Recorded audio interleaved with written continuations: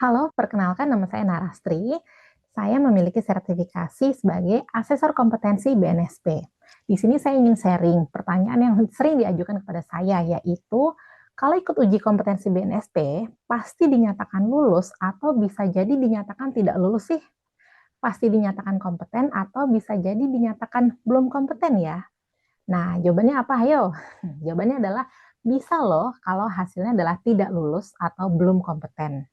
Di sini saya merangkum 5 kesalahan umum yang biasa dilakukan oleh orang-orang yang akhirnya dinyatakan tidak lulus atau dinyatakan belum kompeten.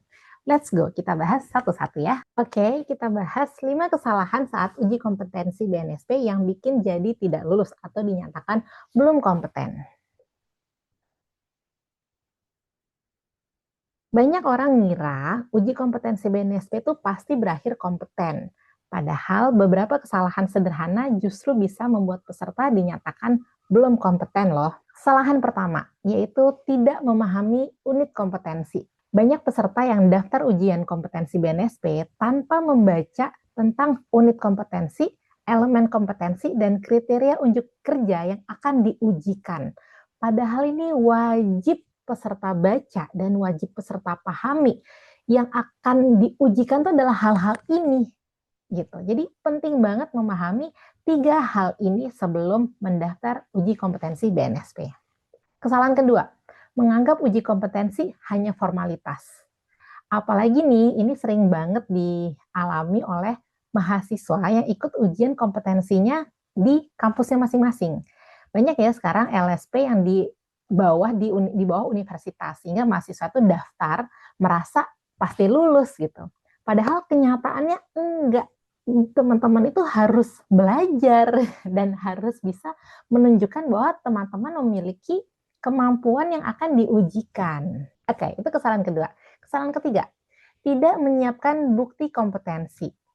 Jadi peserta datang tanpa membawa bukti pendukung seperti dokumen, laporan, portofolio, foto kegiatan, atau hasil kerja yang relevan sesuai skema yang diambil untuk diujikan. Padahal kalau kita bawa bukti-bukti ini, itu akan membantu asesor memastikan bahwa kompetensi itu memang sudah diterapkan dalam pekerjaan sehari-hari. Atau teman-teman sudah memiliki bukti praktek di dunia kerja atau misalnya pernah magang gitu.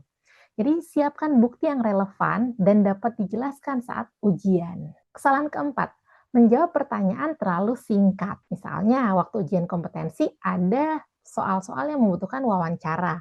Terus jawaban peserta hanya jawab, oh iya pernah, oh iya sudah dilakukan, tanpa memberikan penjelasan lebih lanjut. Padahal asesor itu membutuhkan informasi yang cukup untuk memastikan bahwa peserta benar-benar memahami dan mampu melakukan pekerjaan tersebut. Sehingga sarannya adalah jelaskan pengalaman Anda secara runtut, mulai dari apa yang dilakukan, bagaimana cara melakukannya, dan juga hasil yang diperoleh dari kerja yang telah teman-teman lakukan. Kesalahan terakhir, yaitu kesalahan kelima, tidak mampu menjelaskan cara menangani kendala. Nah, ini soal biasanya sangat sering keluar, guys. Yaitu gimana sih kalau terjadi sesuatu yang tidak diinginkan dalam proses kerja. Biasanya kita akan dapat menjelaskan dengan lancar semua pekerjaan kita kalau dalam keadaan normal. Tapi kita kadang bingung kalau ditanya apa yang dilakukan jika muncul masalah atau muncul kesalahan atau kondisi yang tidak sesuai rencana. Nah, padahal ini pertanyaan yang sering banget keluar. Di skema apapun seringkali jenis pertanyaan ini keluar. Sehingga teman-teman jangan hanya tahu alur normal pekerjaan saja. Pahami juga kalau terjadi masalah apa yang harus dilakukan ya. Dan kenapa teman-teman mengambil keputusan seperti itu gitu. Jadi kurang lebih alurnya adalah kalau ada kendala, maka tindakan apa sih yang tepat untuk mengatasinya? Jelaskan alasannya mengapa langkah tersebut teman-teman ambil dan sampaikan hasilnya setelah menangani masalah. Oke, itu tadi adalah 5 kesalahan umum yang sering dilakukan oleh peserta yang seringkali akhirnya tidak lulus. Jangan sampai dilakukan ya teman-teman ya. Oke, selamat belajar. Semoga kompeten semuanya. Good luck.